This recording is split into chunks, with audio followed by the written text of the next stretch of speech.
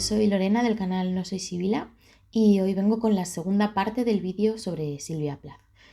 Como sabéis, la semana pasada pues hice la primera parte de este vídeo que me quedó muy larga y entonces pues tuve que cortar para hacer ahora la segunda parte, ¿no? Entonces, para repasar un poquito, en la primera parte lo que os conté fue, pues así a grandes rasgos, su biografía relacionada con la obra que fue publicando, escribiendo y publicando. Luego os hablé de toda la obra que tenemos disponible en castellano y en tercer lugar pues quise dar unos consejos de cómo me parece a mí que es interesante empezar a leerla, ¿no? O de la mejor manera de empezar a leer su obra, ¿no? Y para esta segunda parte pues me dejé dos cositas, ¿no? La primera que es pues hablar sobre todo de toda la controversia que ha habido en cuanto a la producción biográfica de Plath y a la vez pues recomendaros algunas biografías que han escapado más o menos de la manipulación de la familia Hughes.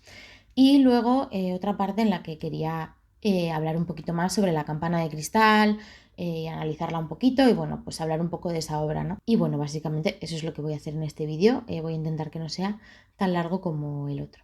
Así que pues vamos a empezar con el tema que además es un tema que da para largo y tendido, que es toda la controversia que ha habido con la producción biográfica de Silvia Plath. Vale, para hablar de este tema, lo primero que hay que saber, ya os lo conté en el vídeo anterior, que por cierto os lo voy a dejar por aquí arriba, por si queréis ir a verlo, ¿no? Porque igual este vídeo sin ver el anterior, pues no sé si se va a entender mucho. Pues esto, la controversia sobre las biografías de Silvia Plath comienza porque, Plath cuando muere no deja un testamento y todavía no se ha separado de Ted Hughes legalmente, por lo tanto, todos los derechos de su obra pasan automáticamente a Ted Hughes, que era su marido, y él se convierte en el albacea literario de su obra y su hermana, Olwyn Hughes, la hermana de Hughes, se convierte en la agente literaria, ¿no?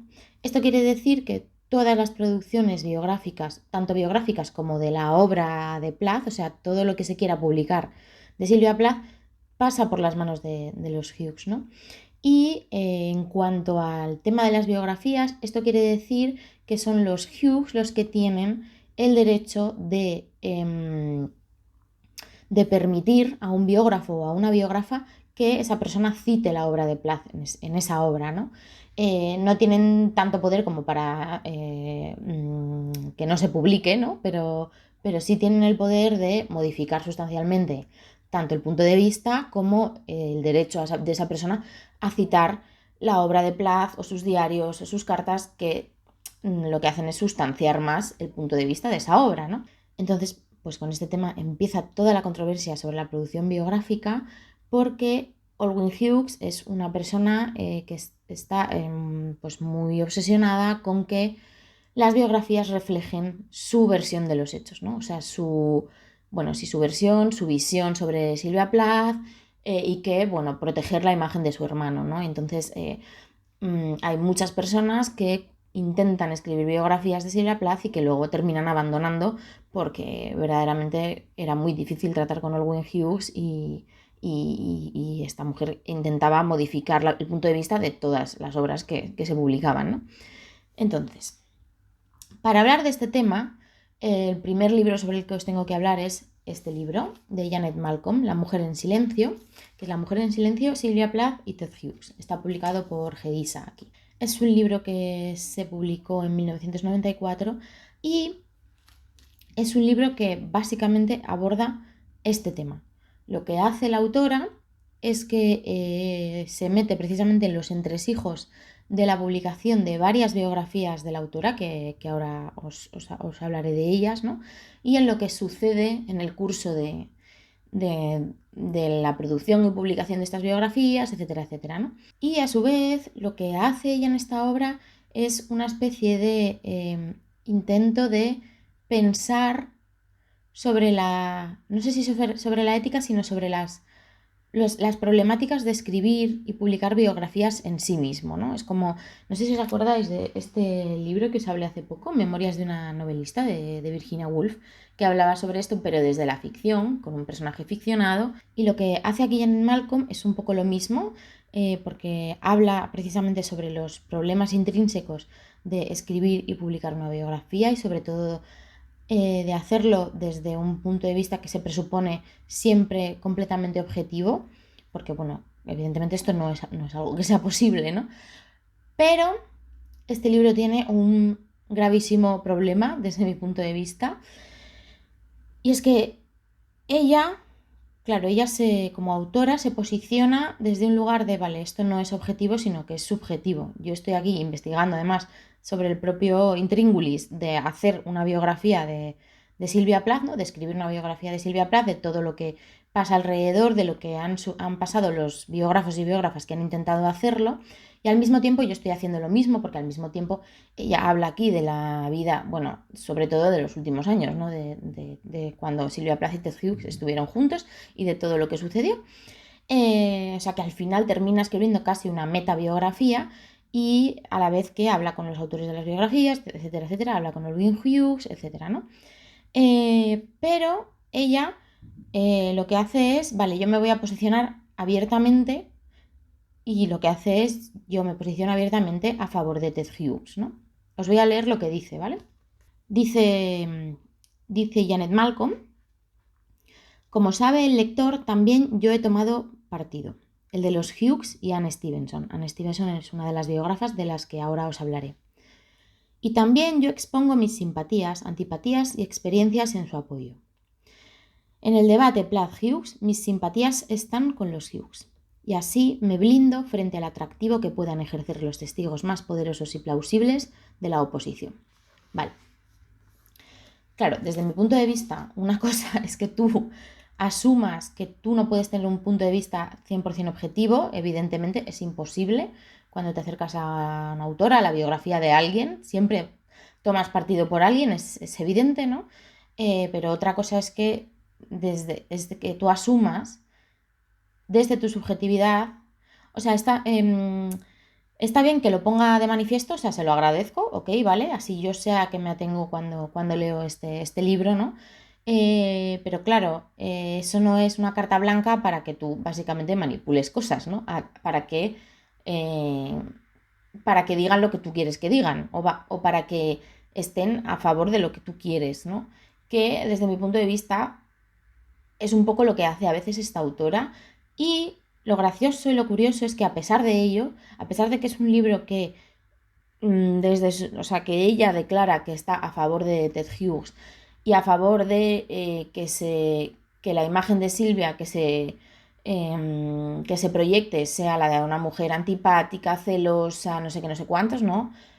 Bueno, un montón de adjetivos que aquí usa, que bueno, pues en fin, yo sí, sinceramente, es que creo que a mí como lectora de Silvia Plath me da exactamente igual si Silvia era simpática, antipática, es que me da igual, si a mí lo que me importa es su obra, cómo se trató su obra y lo que su obra y su vida pueden significar estructuralmente para que entendamos la vida y la obra de las mujeres de su época y de los sufrimientos de las mujeres de su época. Me da exactamente igual que Silvia fuese antipática, simpática, no sé, es que es una cosa un poco absurda a mi parecer, pero bueno, ella entra en este rollo, en este juego y por ahí va, ¿no? Y bueno, pues este es un poco el problema que tiene, ¿no? Pero lo que os estaba diciendo antes es que incluso entrando en este juego, ¿no? Y estando ella totalmente a favor de los Hughes, las propias cosas que se cuentan en el libro dejan muy mal, sobre todo a Olwyn Hughes, porque realmente es una mujer que ha manipulado a su antojo toda la producción biográfica y lo que ha podido sobre Silvia Plath para beneficiar la imagen de su hermano, pero es que Ted Hughes tampoco queda muchísimo mejor, o sea que me hace gracia porque ella posicionándose abiertamente a favor de la familia Hughes, pues aún así con lo que cuenta queda bastante claro bueno, cómo trataron a Plath, cómo han tratado su obra, su biografía y cómo han hecho todo lo posible para limpiar su imagen cuando, bueno, en fin, pues no cuadra lo que cuentan, ¿no? Entonces, bueno, Entonces, voy a contaros un poquito lo que cuenta aquí esta mujer, ¿no? Y la controversia sobre todo esto.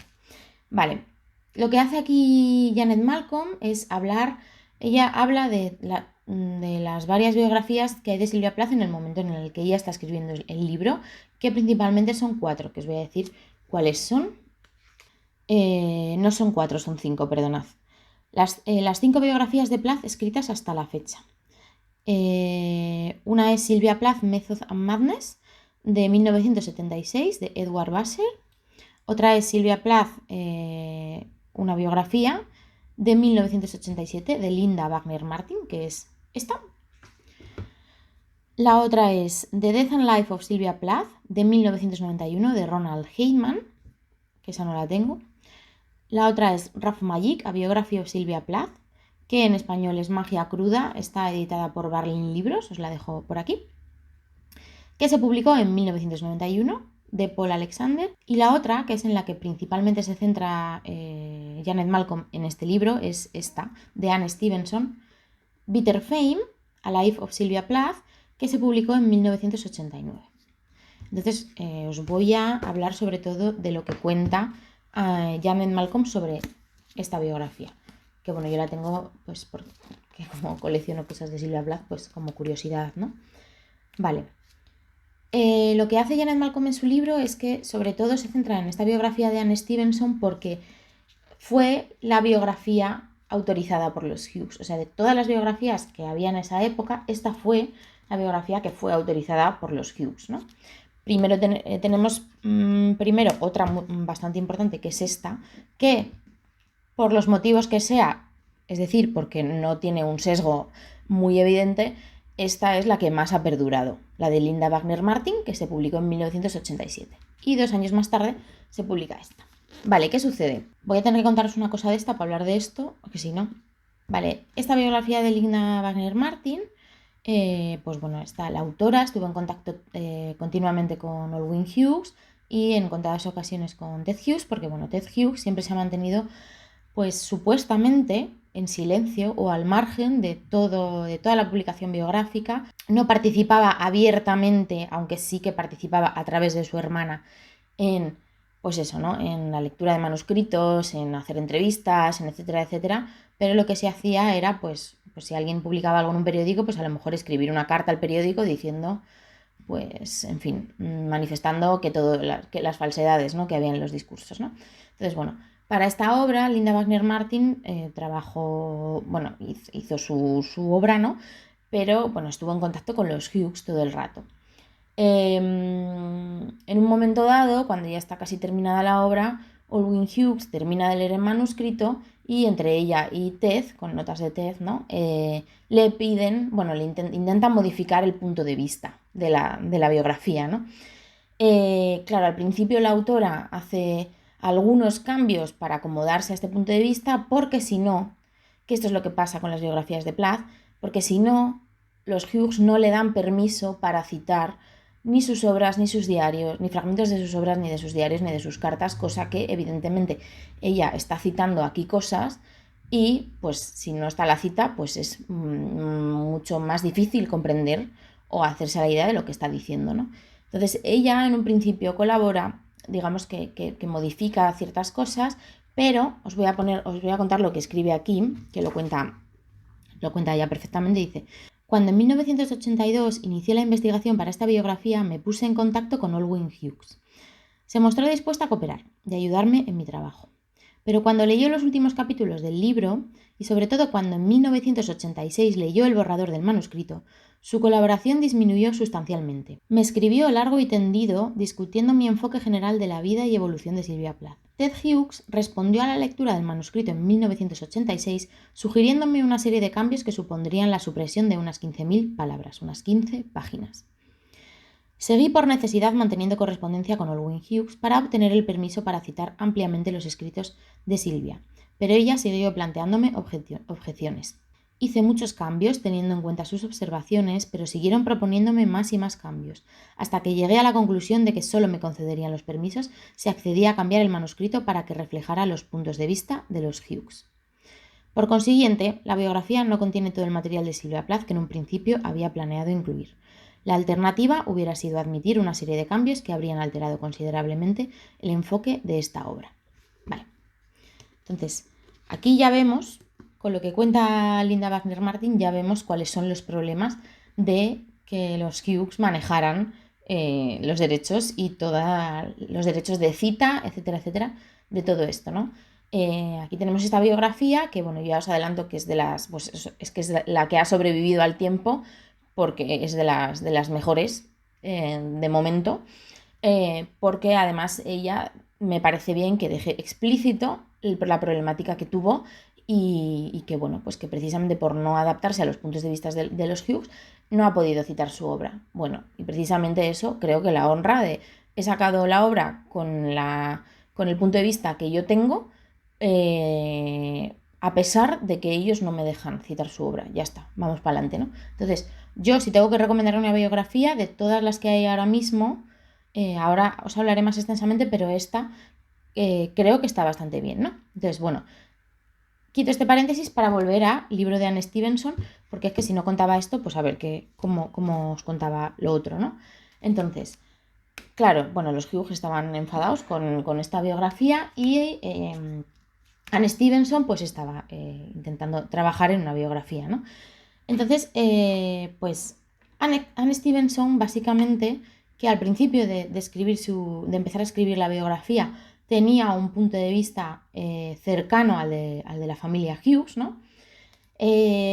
Sentía simpatía por ellos y por Ted Hughes, etcétera, etcétera. Cosa que además me parece un poco curiosa porque según lo que cuenta Janet Malcolm en La mujer en silencio, Anne Stevenson, que era de la época de Sylvia Plath, también era escritora, era poeta, vivió cosas parecidas en el sentido de tener que amoldarse a las normas de una época, a sufrir eso en su escritura, ¿no? A cómo la querían mujer, pero ella quería ser también escritora, etcétera, etcétera, ¿no? Y lo que dice, de hecho, Janet Malcolm en La mujer en silencio es que precisamente por esa cercanía podía comprender muy bien lo que le había pasado a Sylvia Plath, ¿no? Las tensiones que había tenido en cuanto a su producción, en cuanto a su vida, etcétera. Entonces, a mí me parece curioso que Anne Stevenson pues fuera cercana a la opinión de los Hughes, pero bueno, esto aparte, ¿no? Entonces, bueno, lo que se cuenta en esta obra Janet Malcolm habla con Anne Stevenson y también habla con Olwen Hughes, y entonces básicamente se ve durante todas las conversaciones que mantiene con ambas, ¿no? Se ve la absoluta presión de Olwen Hughes porque Anne Stevenson mantuviera su punto de vista, ¿no? Claro, ya cuando llega para hablar con ella, para escribir la biografía, etcétera, etcétera, ¿no? Ella está muy dispuesta porque ve que va a ser una biografía de su agrado, ¿no? Entonces la ayuda, le da fuentes que, bueno, aquí por lo visto hay cartas de gente diciendo cosas, en fin, lamentables sobre Silvia Plath, rollo eso, ¿no? Era una persona desagradable, una vez hay una que me hace mucha gracia de unos que eran vecinos, Dido Merwin, que era vecina y que, bueno, pues que básicamente, bueno, le caía muy mal Silvia Plath y dice que, bueno, que vio lo absolutamente extraña que era, ¿no? Y antipática cuando ellos le ofrecieron, le sugirieron que para su nueva casa comprara unos muebles de segunda mano, no sé dónde, y ella pues quiso comprar unos muebles nuevos para la cocina. O sea, una cosa como en plan, bueno, pues chica, este juicio te lo sacas un poco de no sé dónde, pero bueno. O sea, es un poco así, es un poco todo así, ¿no? Porque incluso los juicios que hace Janet Malcolm aquí, a veces habla de que su muerte fue patética, bueno, su sufrimiento que era como excesivo y, o sea, tiene unos juicios de valor sobre Plath personales que yo, pues no sé, es que no entiendo qué hacen aquí, porque tú no estás hablando de eso. Entonces esto es a mí una cosa que me molesta mucho y que también se incluye ese tipo de juicios en esta biografía, que por otro lado, Janet Malcolm defiende a la autora, pero es que para mí, no sé, es indefendible, no entiendo. Entonces, bueno, Básicamente en el libro se habla de todo el proceso de escribir esta biografía, de cómo Olwen Hughes estuvo súper dispuesta, le dio fuentes, le dio fuentes que les beneficiaban evidentemente, le ayudó a escribirla, etcétera, etcétera, pero en un momento dado Anne Stevenson, por lo que sea, se pone a releer los diarios, las cartas, hace como que toma una nueva perspectiva y decide que quiere cambiar el punto de vista porque no le está gustando, ¿no? Y en ese momento Olwen Hughes, digamos que se niega rotundamente, ¿no? O sea, no le permite hacer eso, hasta el punto en el que Anne Stevenson se plantea el no terminar la obra, tiene que intermediar un editor para que puedan terminarla, incluso la propia Olwen Hughes reescribe cosas.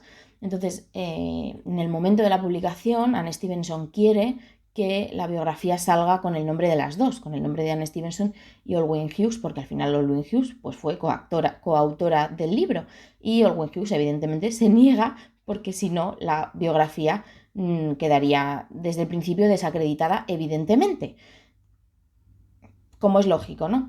Entonces, bueno, claro, básicamente pues la biografía sale, la gente se les echa encima porque se ve perfectamente la manipulación de Olwen Hughes y de Ted por detrás, ¿no? Entonces, esto es como el ejemplo perfecto de lo que ha sucedido con la obra biográfica de Silvia Plath, ¿no? Las que se han conseguido llevar a cabo ha sido o alejadas totalmente de tener los permisos de citar su obra, porque si no te comías la manipulación de los Hughes, o esto, ¿no? Que además la propia autora como que hasta se arrepiente, ¿no? De que saliera un libro así y de haber tenido que aceptar la manipulación de Olwen Hughes, ¿no? Porque si no, no podía publicar el libro y bueno, y de eso, de incluso haberse echado atrás y por mediación de este hombre, de este editor, pues la sacaron adelante, pero bueno, igual no deberían haberla sacado, ¿no? Entonces, este es un ejemplo como muy gráfico de todo esto, ¿no?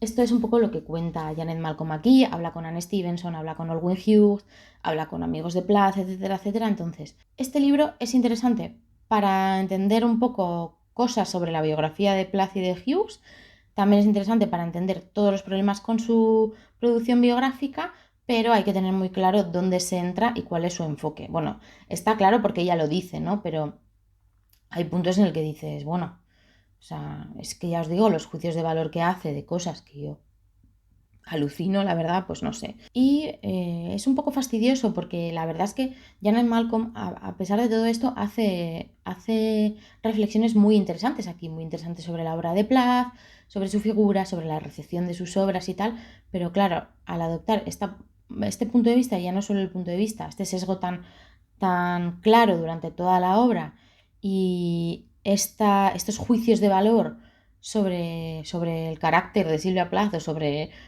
lo que sea, ¿no? A mí me hace gracia porque está todo el rato casi como diciendo que el hablar de la infidelidad de Hughes con Asia Wevill pues era básicamente estar difamando su persona, ¿no? Y es que eso fue real. O sea, otra cosa es que tú le pongas juicios a eso y bueno, ahí ya podemos entrar en otra discusión, pero es que eso fue real, eso pasó así. Entonces no se puede mencionar tampoco. Bueno, total, el apunte de este libro es interesante, pero sabiendo de qué va. O sea, es interesante, yo tengo muchos posis puestos porque da datos interesantes, pero el asunto es eso, saber por dónde van los tiros. Entonces, bueno, ahora habiendo contado esto y el tema de la biografía Bitter Fame de Anne Stevenson, pues ahora vamos a entrar en otros libros biográficos que hay. Bueno, como os digo, la de Sylvia Wagner Martin, yo creo que ahora mismo es la biografía de las biografías más completas, la que ha sobrevivido en el tiempo y que, bueno, sin poder citar las obras de Plath, pues hace un análisis de sus poemas. Es una biografía que además no se centra solamente en su vida personal, sino que habla de sus obras, del momento en las que las fue escribiendo, hace a veces pequeños análisis de las obras y eso, y del momento en el que fue escrito y las influencias, habla mucho de sus influencias poéticas, literarias, etcétera, etcétera. De vez en cuando, bueno, pues hace afirmaciones sobre la salud mental y la depresión y tal, un poquito, pues bueno, pues de 1987, pero creo que dentro de lo que cabe es una biografía que está bien, y si queréis empezar a leer biografías suyas, yo creo que esta está bien, está muy bien, la verdad. O sea que esta yo la recomiendo, está editada por Circe y nada, muy completa, la verdad. Vale, luego tenemos otra de las que se menciona en el libro de Janet Malcolm, es la de Magia cruda de Paul Alexander, que se publicó en 1991. Esta biografía la escribe totalmente al margen de los Hughes, o sea, no les pide permiso, hace la biografía que él decide que quiere hacer y ya está, ¿no? Entonces, en esta biografía, por lo que yo tengo entendido, yo no la he leído, pero en esta biografía pues habla sobre todo, bueno, habla de toda su vida, ¿no? Pero se centra sobre todo en mirar también la fuerza del trabajo de Silvia, ¿no? Todas sus referencias y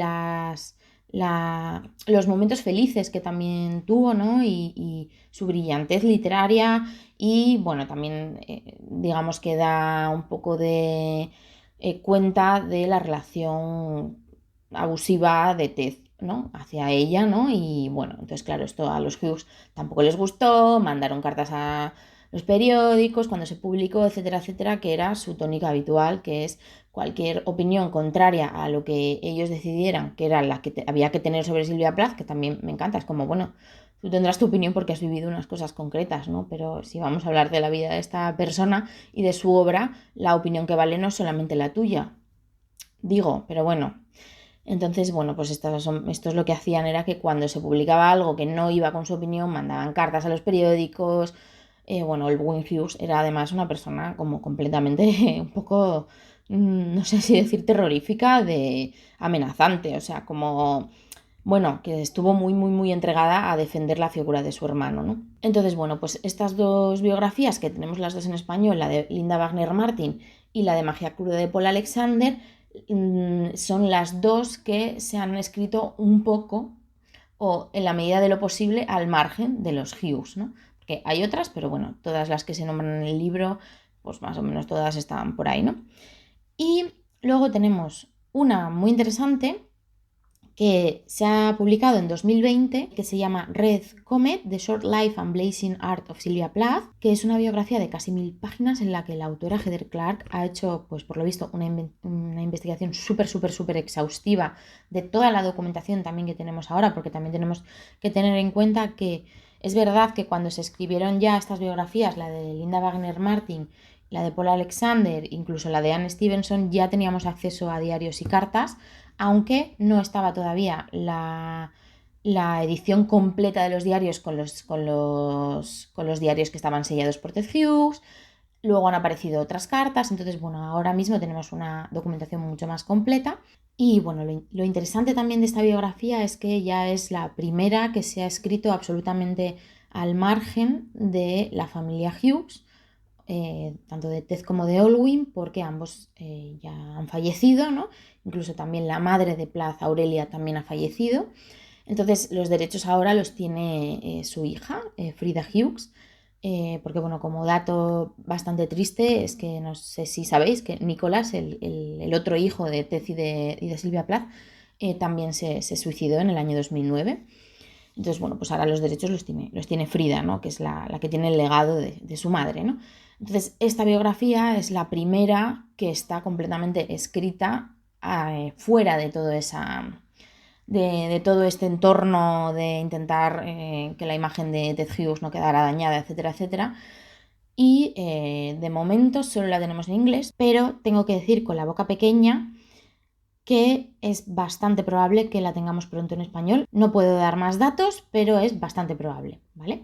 Así que yo estoy rezando para que esto suceda de verdad, porque esta biografía creo que también puede abrir mucho, a entender cosas, hay nueva documentación, me imagino que también tiene un enfoque mucho más también acorde con la manera en la que se abordan los temas de salud mental hoy, con la manera en la que se entiende el rol de las mujeres en los años 50, también con una mirada que ha avanzado mucho en los últimos años, ¿no? Una mirada con sentido feminista, etcétera, etcétera, ¿no? Entonces yo estoy deseando que Red Comet llegue en español. Y como curiosidad, otras obras interesantes, tenemos también Three Martini Afternoons at the Ritz, The Rebellion of Sylvia Plath y Anne Sexton, escrita por Gail Crowder en 2021. Este hombre también ha escrito otros libros sobre Plath que también tienen buena pinta, pero de momento no tenemos ninguno en castellano, incluso este tampoco está en castellano.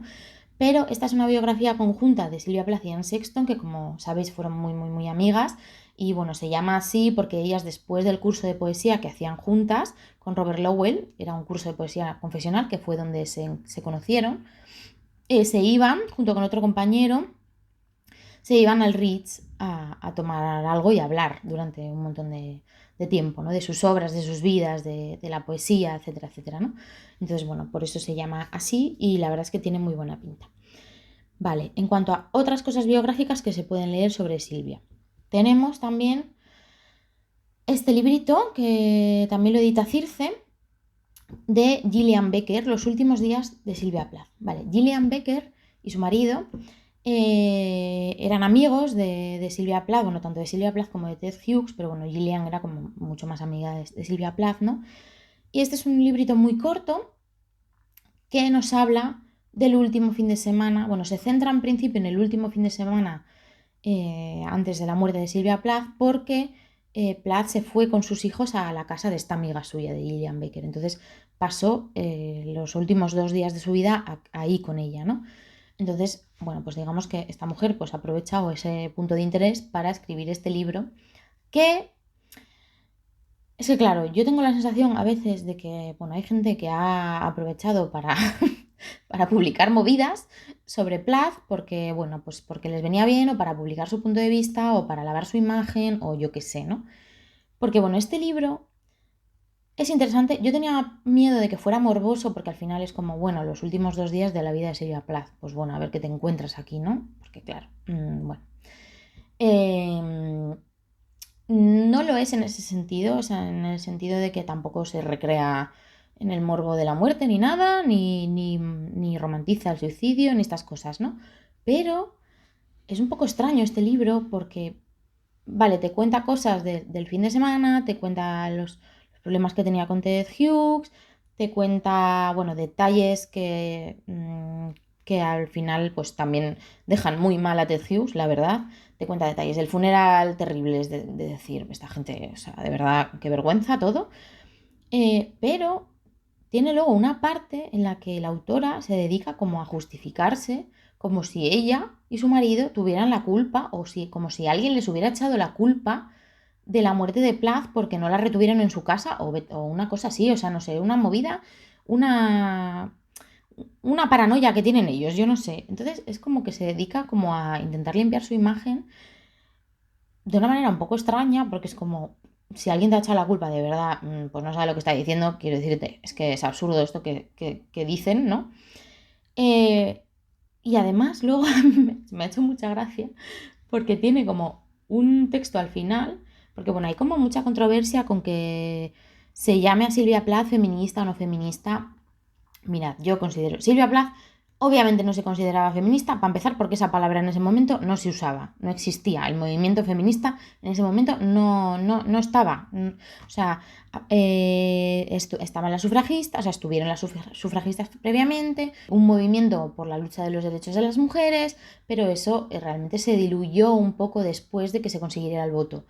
Y no es hasta 1963 que se publica La mística de la feminidad, cuando este movimiento por la lucha de las mujeres resurge, toma esta palabra y además coincide con que sale Ariel de Sylvia Plath, sale La campana de cristal, y entonces su testimonio se toma como un ejemplo de lo que el movimiento feminista estaba reivindicando, ¿no? De esas violencias íntimas, de lo que de la doble moral que sufrían las mujeres en los 50, etcétera, etcétera. Esto no quiere decir ni que se llame a Sylvia Plath feminista, que yo, viéndolo desde la hora, sí considero que su obra tiene visos feministas, o sea, que su obra y su posicionamiento vital tiene visos feministas porque estaba hablando de los problemas de las mujeres y ella luchó frente a este problema toda su vida.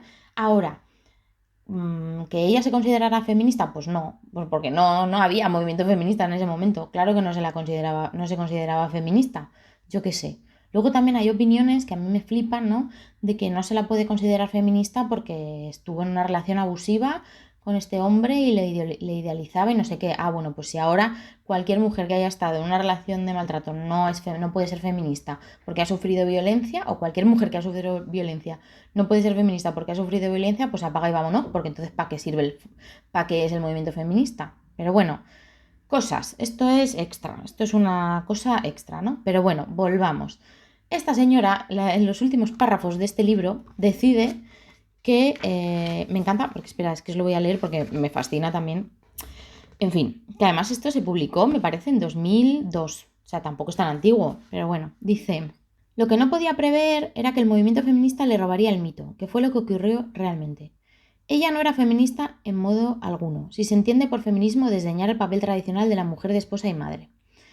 Dice: estoy segura de que aunque estaba furiosa contra su padre difunto y su infiel marido, no odiaba a los hombres en general, ni muchísimo menos. Ok, señora, o sea, ¿sabe usted lo que es el feminismo? No lo sabe, pero vale, ok, ¿no? Dice, otra cosa que también me fascina, dice: difícilmente cabía imaginar en 1962 que en el mundo occidental estaba a punto de inaugurarse una era ginocrática. O sea, de verdad, yo de verdad a veces la gente me flipa, pero bueno. Entonces, este librito, interesante, sí, si te interesa mucho el tema, ahora sí te tienes que, porque además también me acabo de acordar que también en un momento dado ella dice que Silvia Plath sabía, que me parece una cosa, una falta de respeto terrible, que Silvia Plath sabía que la única manera en la que conseguiría como que su obra llegase era suicidándose y que por eso se suicidó. Yo, pues señora, bueno, de verdad, la gente a veces escribe unas cosas que tendrían que revisárselo. Entonces, bueno, este librito, bueno, pues ahí está, ¿no? Ahí está. Vale, ¿qué más tenemos? En el 2003 se estrena una película que se llama Silvia, protagonizada por Gwyneth Paltrow y dirigida por Christine Jeffs. Vale. Y yo la película no la he visto, probablemente la vea en algún momento, pero no la he visto principalmente porque frente a esta película, o sea, frente a que la directora le pidiera, bueno, Frieda Hughes pues se ha enfrentado durante también toda su vida a que le pidan pues los derechos para hacer X cosas sobre su madre, etcétera, etcétera, ¿no? Y pues cuando iba a salir esta película pues escribió un poema, pues porque estaba ya un poco harta de también algunos enfoques, ¿no? Enfoques romantizando la figura de su madre y sobre todo su muerte, ¿no? Entonces escribió este poema que os voy a leer, ¿vale? Dice, se titula Mi madre. El poema se titula Mi madre y es de Frieda Hughes.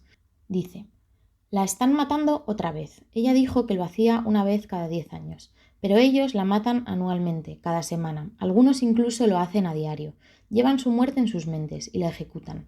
Les ahorra crear sus propios problemas. Pueden morir a través de ella sin tener que tomar esa trágica decisión.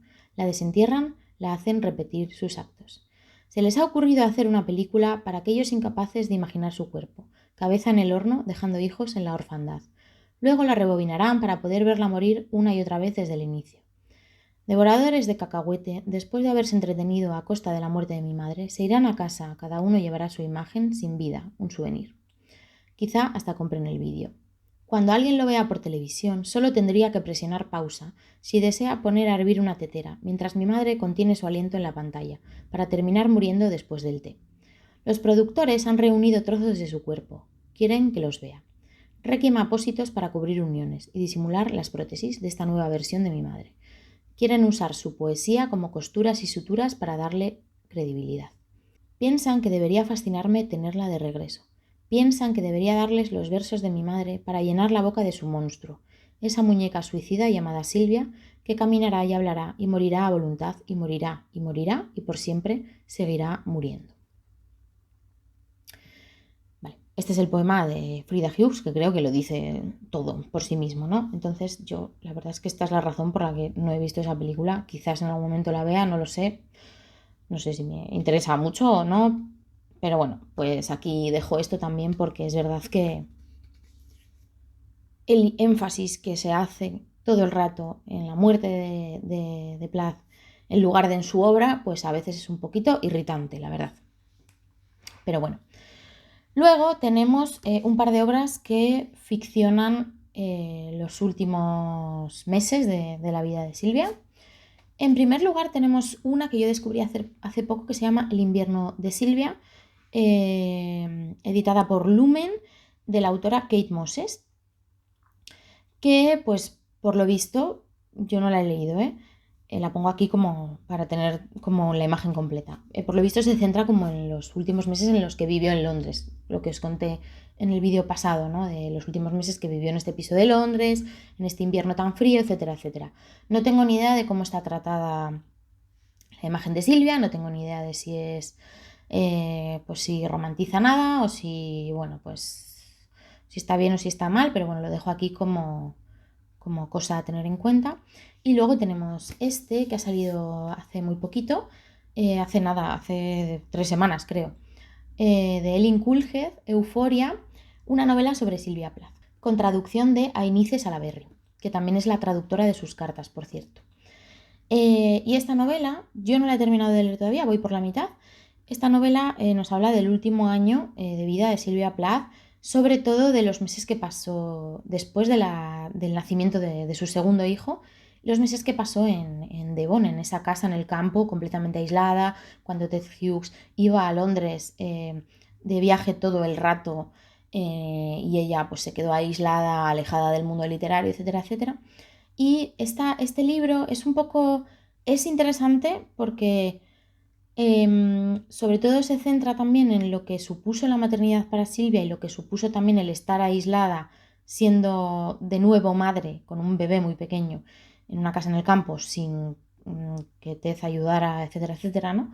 Y además estando completamente, o sea, como la maternidad interfería también en su escritura, ¿no? Bueno, todo esto, ¿no? Pero tiene una cosa que me perturba, o sea, a la vez me parece como un logro de la autora, pero a la vez me perturba un poco, que no digo que esté mal, porque realmente el libro no está mal, está bien. Y es que la autora imita muy bien la voz de Silvia, la voz que tiene Silvia en las cartas y en los diarios. O sea, tú lees este libro y parece que estás leyendo a Silvia Plath. O sea, parece que estás leyendo un diario de Silvia Plath y es muy raro, porque claro, no es ella, es una persona que está hablando de su último año de vida, ficcionándolo a través de cosas que son reales, o sea, es ficción pero está anclada en cosas reales, aunque claro, pues entre medias ficciona cosas, ¿no? De la vida cotidiana, pero claro, se lee como si estuvieras leyendo a Plath y eso a mí me perturba un poco, la verdad. Ya os contaré cuando termine. Creo que la autora tiene mucho respeto por la figura de Plath. Yo estuve el otro día en una charla con ella. Se nota que además está muy, muy bien documentada, tiene mucho respeto por Plath y por su obra. De hecho, el libro termina antes, o sea, como unos meses antes de la muerte, o sea, que ni siquiera se mete en eso porque no le interesa. No le interesa como hacer morbo de eso, ¿no? Entonces, bueno, pues otra cosa a tener en cuenta que ya os contaré qué tal. Vale, y sobre las obras de Silvia, también tenemos un documental que está en Filmin que se llama Silvia Plath, dentro de la campana de cristal, que es un documental en el que además, por cierto, participa Frida Hughes, su hija, ¿no? En el que se habla sobre todo del proceso de escritura de la campana de cristal y en el que se contacta con algunas de las compañeras de Plath en ese verano en la revista Mademoiselle. Y es interesante también ver cómo muchas también vivían cosas parecidas, pero no hablaban de ello, ¿no? Porque en ese momento no se permitía hablar de estas cosas, ¿no? Y cómo les impactó también después la novela y los sucesos de la vida de Plath y demás, ¿no? Entonces es un documental que es interesante, pero no es un documental sobre su vida, es solamente sobre la escritura de la campana de cristal, o sea que tampoco os esperéis como una cosa que abarque mucho, ¿vale? Es cortito y bueno, pues para, para verlo después de haber leído La campana de cristal está bien, sobre todo porque entiendes como el contexto, pero no es sobre su vida, no se centra, no entra en otros hechos de su vida. Y bueno, por supuesto, esto ya lo dije en el otro vídeo, pero obviamente para acercarse a la biografía de Plath, aparte de las biografías que os he nombrado y todas estas cosas, que obviamente son interesantes, pero siempre está bien leerla a ella, porque además tenemos los diarios completos, que ya os conté en el vídeo anterior todo el tema de los diarios, estos ya están completos con todo lo que podemos tener, porque hay unas partes que destruyó Ted Hughes, otras desaparecieron, etcétera, etcétera. Pero estos ya son los completos, los editados por la editorial Alba. Y tenemos las cartas a su madre editadas por la editorial Tres Hermanas, que tenemos el volumen 1 y el volumen 2 y ahora dentro de poco va a salir el volumen 3 que además ya comprende la relación cuando empieza la relación con Ted Hughes y ahí hay mucha información muy valiosa sobre ese tema, ¿no? Y bueno, todo esto, pues eso, lo que comprende, en cuanto a lo que comprende a su producción biográfica, etcétera, etcétera, etcétera, que hay bastante de dónde tirar, pero también a la vez hay que ir mirando porque hay muchas cosas que las carga el diablo. Pero bueno. Vale, y una cosa que quería decir que no dije en el otro vídeo. Bueno, dos cosas, la verdad, dos cosas que no dije en el otro vídeo. La primera, en torno a este lavado de imagen, este intento de lavado de imagen de la familia de Hughes, del lavado de imagen de Ted Hughes, ¿no? Quería comentar una cosa que no comenté en el otro vídeo y es que no sé si sabéis que Asia Webbil, que fue la mujer con la que le fue infiel a Plath, con la que posteriormente Ted Hughes tuvo una hija, que por cierto ella ya estaba embarazada de esta niña en enero de 1963. Hay una teoría que dice que Plath se enteró de esto y que eso también fue como un punto más en su tristeza, ¿no? Pero bueno, esto son teorías, entonces tampoco me voy a meter. Pero Asia Webbil, unos años más tarde, bueno, Asia Webbil siguió en su relación con Ted Hughes, ¿no? Siguió unos años, tuvieron a su hija Shura. También tuvo una relación muy complicada con Ted, o sea, Ted se reveló de nuevo como un hombre abusivo. De hecho, en un momento dado le hace una especie de carta de normas a Asia Webbil de cómo tiene que llevar la casa, ¿no? En la que se dicen cosas como que tiene que hacer una comida nueva cada semana, tiene que hablar en alemán durante 2 horas a la semana, me parece, no estoy segura, con sus hijos, bueno, con los tres, ¿no? Con Nicholas, con Frida y con Shura, ¿no? Que tiene que comprometerse a jugar por lo menos durante X tiempo con Nicholas y con Frida, etcétera, etcétera. O sea, como una cosa demencial, ¿no? Y en contrapunto, Ted se compromete a ayudar 30 minutos, durante 30 minutos al día con la casa. Bueno, no voy a decir nada sobre este tema, ¿vale? Pero quiero decir, para aquellos que se empeñan en defender tanto la figura de Ted y que las feministas hemos deformado, bueno, creo que está bien saber esto y está bien también saber que Asia Webbil en 1969, después de una relación tormentosísima con Ted Hughes, después de que Ted Hughes estuviera con otras varias mujeres, porque además nunca se llegó tampoco a casar con Asia, ¿no? Ni a reconocer a Shura legalmente como hija, ¿no? Asia Webbil se suicidó también en una... bueno, se suicidó además de igual forma que Sylvia Plath. Cerró su casa, tapió las juntas de su casa con toallas y demás y abrió el gas. Pero la diferencia es que Asia Webbil se llevó con ella a su hija, ¿vale? ¿Por qué? Una de las teorías es que no quería que la niña se quedara huérfana y sola, porque como ella no estaba casada con Ted, pues le daba miedo que, bueno, pues que se quedara completamente desamparada, ¿no? Entonces, quería decir esto porque creo que queda claro que muy buen compañero de vida no debía ser este señor, ¿vale? Yo lo dejo ahí.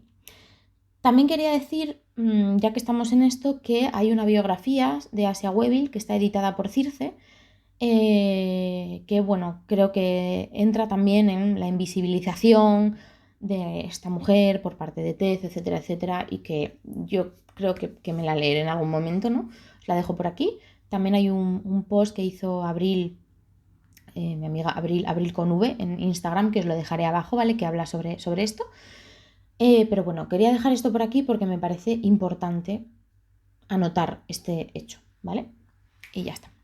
Vale, y la segunda cosa que quería decir que se me olvidó en el otro vídeo es que Sylvia Plath también escribió literatura infantil Y en castellano tenemos estas dos obras que os voy a dejar aquí, El traje de lo que no importa y El libro de las camas, que, bueno, pues creo que también es interesante comentarlo, ¿no? Porque tenía muchísimas facetas Plath y se me olvidó comentarlo en el otro vídeo y una chica el otro día me escribió un comentario y lo recordé, así que muchas gracias. Y aquí os lo dejo, ¿vale? Y bueno, después de esto voy a comentar brevemente, porque ya se está haciendo muy largo, un poquito más sobre la campana de cristal, ¿vale? Bueno, lo que ya os conté el otro día, La campana de cristal se publica en enero de 1963 con el seudónimo de Victoria Lucas en Inglaterra, porque como está basada en hechos reales, Silvia no quería que las personas que aparecen reflejadas ahí se sintieran ofendidas y porque temía que eso afectara a la venta de su, bueno, a la venta y a su producción poética. ¿Por qué? Porque además esta novela se califica como chick lit, o sea, ha calificado durante mucho tiempo como chick lit, porque es una novela que habla de cosas de chicas y ella pensaba que esto le iba a perjudicar a su obra poética, ¿no? Que iba a devaluar su obra poética porque se entendía como una novela comercial, eso, ¿no? De cosas que le interesan a las chicas, ya sabéis cómo funciona esto, ¿no? Y que eso devaluaría, pues no solamente todos los referentes que ella tenía, sino su obra poética y lo potente que era, ¿no? Porque como escribía cosas para chicas, pues bueno, ¿no? Entonces tenía miedo de esto y por eso lo escribió con un seudónimo. Al mismo tiempo, o sea, durante estos meses antes de publicar La campana de cristal en Inglaterra, ella había mandado el manuscrito a varias editoriales estadounidenses y todas se la rechazaron, también con este argumento de que era superficial, etcétera, etcétera. Bueno, y bueno, pues después de la muerte, en 1967, se publica ya en Inglaterra con el nombre de Sylvia Plath y en 1971 sale en Estados Unidos por primera vez también con el nombre de Sylvia Plath. Y esta novela es un revulsivo tremendo, aparte de los poemas de Ariel, para, como os digo, el movimiento radical, el movimiento feminista radical que en ese momento justo estaba despuntando, ¿no? Y como en esta novela se describe perfectamente los problemas a los que se enfrentaba una mujer que quería ser más que ama de casa, ¿no? Que quería tener una carrera como escritora, también los problemas de la doble moral sexual que había, ¿no? De, no, pues eso, ¿no? De no tener sexo hasta el matrimonio, porque si no eras no sé cómo, o hasta, bueno, todo esto, ¿no? Todas las costuras que constreñían, todos los muros que constreñían a las mujeres en esos años, ¿no? Entonces, esto fue un revulsivo para el movimiento feminista y también todo lo que constituye esta novela de testimonios sobre cómo se abordaba la salud mental y sobre todo la salud mental de las mujeres, ¿no? Como todo el estigma que había sobre temas como la depresión, pues eso, el intento de suicidio, etcétera, etcétera, ¿no? Y era precisamente un testimonio de cómo esta sociedad patriarcal enfermaba a las mujeres, ¿no? Entonces, pues en La campana de cristal todo esto queda perfectamente expuesto de manera cristalina, ¿no? Una curiosidad es que la protagonista, que es el alter ego de Sylvia Plath, se llama Esther Greenwood y Greenwood era el apellido de soltera de la abuela de Sylvia Plath, ¿no? Y como que esto tiene como una fuerza metafórica bastante interesante, ¿no? Porque ella eso apelaba a este apellido de soltera de una mujer antes de que el matrimonio le quitase su nombre, ¿no? Su apellido propio. Eh, y una mujer más libre, ¿no? Bueno, el caso. Creo que ya sabéis de qué va, resumo nuevamente. En este libro se nos narra lo que le sucedió a la propia Sylvia Plath a través de este personaje alter ego de Esther Greenwood en el verano de 1953, cuando le dan una beca para estar un mes en Nueva York escribiendo para la revista Mademoiselle, que era una revista de moda, pero era una revista de moda femenina que también tenía cosas como literarias, o sea, dentro de las revistas de moda era como lo mejor que había. Y entonces Sylvia Plath tenía la esperanza de poder ir a este lugar y hacer entrevistas a sus autores favoritos, autores como Shirley Jackson, que le encantaba, etcétera, etcétera, ¿no? Y ella cuando llega ahí se da cuenta de que eso no va a poder ser, de que, como dice Aisha de la Cruz en el prólogo, la quieren mujer y solo mujer, y ella quería ser más que eso, ¿no? La quieren en un ámbito concreto, la quieren restringir a cosas que para ella son superficiales, etcétera, etcétera, ¿no? posteriormente, en esta novela, después de este verano, de este mes en Nueva York, pues asistimos también a todo lo que sucede cuando vuelve a su casa y a el primer intento de suicidio de la autora, ¿no? Que se narra muy bien, a los tratamientos de electroshock, al internamiento en un hospital psiquiátrico, etcétera, etcétera, etcétera, y todo lo que esto supone para ella, ¿no?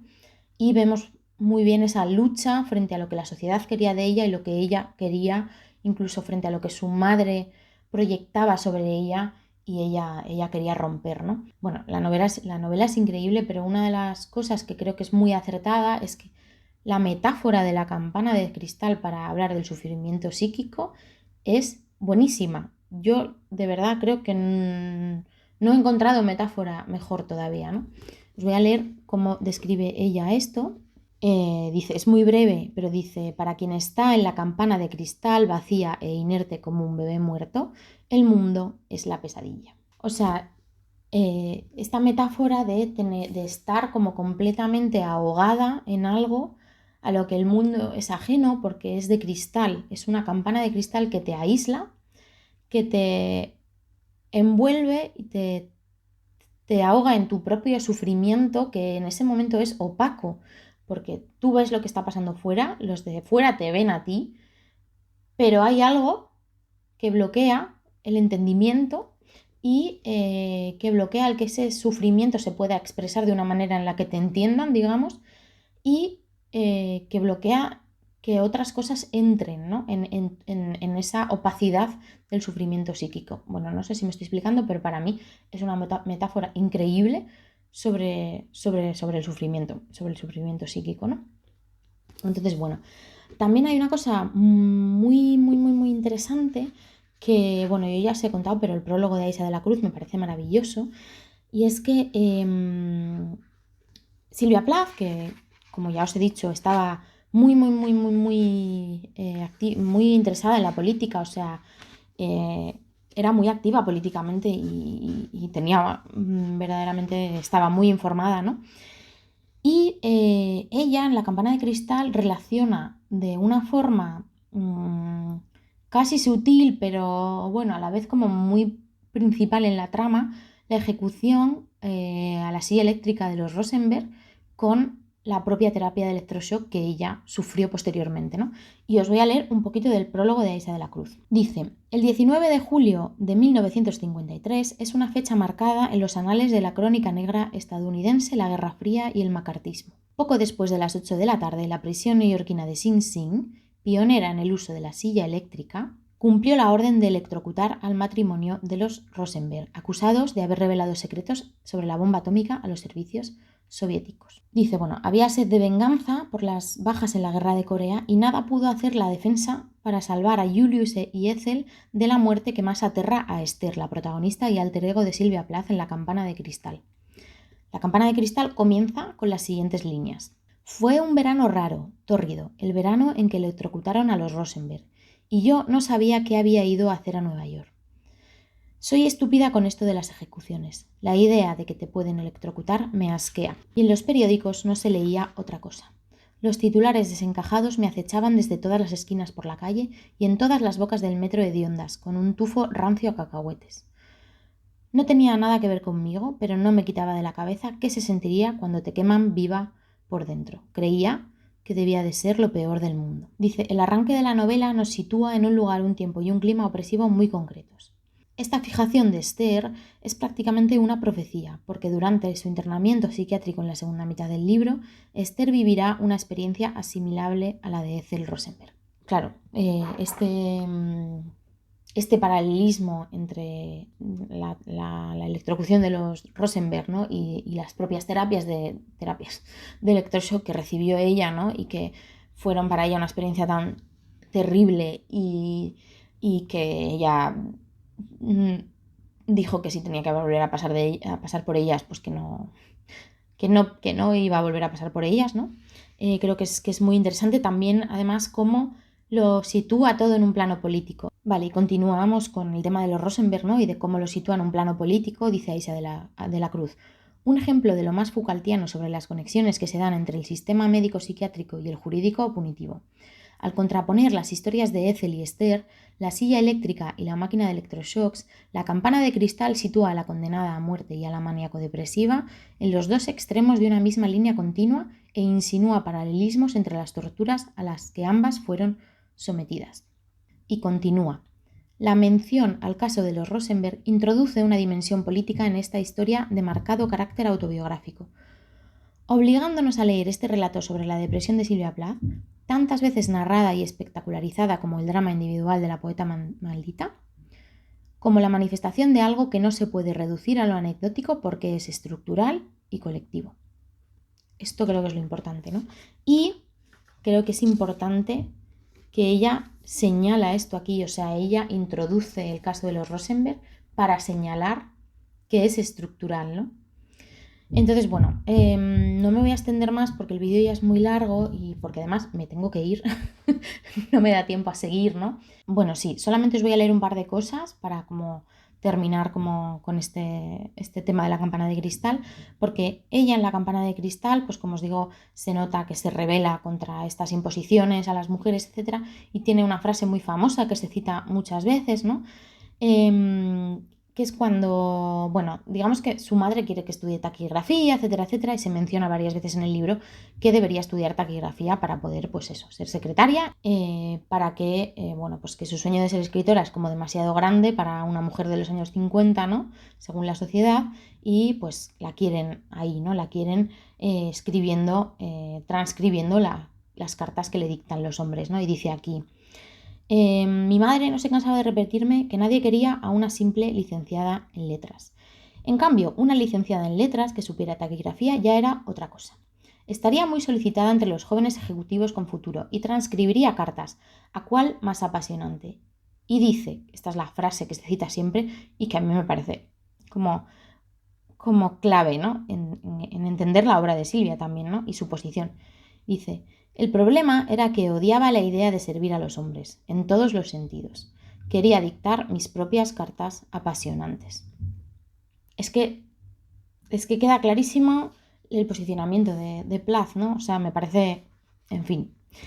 Y luego también os quiero leer sobre esta metáfora que ya hemos hablado varias veces, ¿no? Una metáfora que es muy, muy central en la campana de cristal, ¿no? Y que incluso... Noelia Cortés en su libro La higuera de las gitanas retoma para hablar de cómo las mujeres de otra clase social, pues con otras experiencias vitales, racializadas, migrantes, etcétera, en su caso gitanas, pues para ellas esta metáfora era incluso todavía más complicada, ¿no? Entonces es la metáfora de la higuera, ¿no?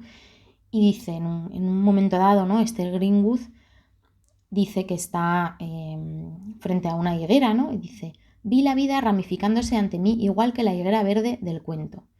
De la punta de cada rama, como un suculento higo morado, un futuro maravilloso me atraía y me tentaba.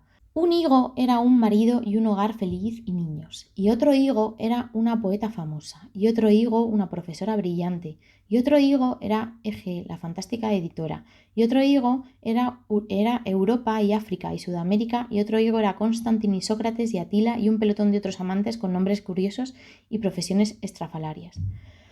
Me vi sentada en la horcadura de esa higuera, muriendo de hambre solo porque no podía decidir cuál de los higos deseaba. Los quería todos, pero elegir uno significaba perder los demás, y mientras permanecía allí sentada, incapaz de decidirme, los higos empezaban a arrugarse y a ponerse negros, y uno por uno caían al suelo a mis pies. Es que creo que con solo esta metáfora se entiende perfectamente lo que o sea, es que es una metáfora que habla totalmente de la posición de las mujeres socialmente en esos años y en los siguientes, ¿no? Pero creo que con estos dos trozos que os he leído, más con el tema de los Rosenberg, ya da para hablar de este libro largo y tendido y se entiende por qué ha sido un libro tan canónico, ¿no? Que se ha nombrado tanto y que se ha convertido en un símbolo pues de muchas cosas, ¿no? Y nada, ahora sí, porque ahora sí me tengo que ir. Voy a terminar el vídeo porque además me ha quedado otra vez muy largo, perdonad. Y bueno, espero que estos vídeos os hayan interesado y os hayan servido para, si no conocíais la figura, o no os habéis acercado a la obra de Plath pues para que os apetezca acercaros y leerla y saber más y pensar un poco sobre el contexto del que hablan, ¿no? Y sobre todas las problemáticas a las que aluden, porque no son pocas, o sea, es una obra muy cargada de muchas cosas. Y bueno, eso que os haya interesado, espero que no se haya hecho muy, muy, muy largo. Y nada, si me queréis contar cualquier cosa, cualquier comentario, cualquier duda, lo que queráis, pues aquí estoy. Y eso, me hace mucha ilusión eh, que me veáis y que estos vídeos interesen. Y eso, si habéis llegado hasta aquí, muchísimas gracias. Y bueno, contadme qué os ha parecido y si habéis leído algo de Plath, si os apetece leer algo a partir de ahora. Y nada, y bueno, si os acercáis a ella, me encantaría que me comentarais qué tal y lo que queráis contarme, pues también me lo podéis contar sobre la experiencia leyendo a Plath y demás, ¿vale? Y nada, pues ahora sí que sí, terminamos este vídeo. Espero que tengáis muy, muy, muy buena semana y nos vemos el domingo que viene. Os mando un besazo enorme. ¡Mua!